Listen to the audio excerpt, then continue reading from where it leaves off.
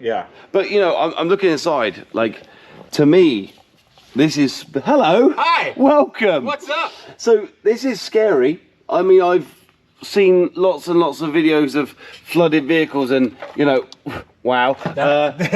Yeah. The one thing we said was a lot of the plugs are rubberized, so they've kept a lot of the water out. But I take it you're going to need another loom, maybe. Yeah. So I did it the hard way, and I made my own. I'm making my own loom. Okay. So that's gonna be fun. So I'm just taking a loom from a 650S and a 720 and kind of like putting them together, and then, you know, getting them to look like this. Hopefully with just less salt.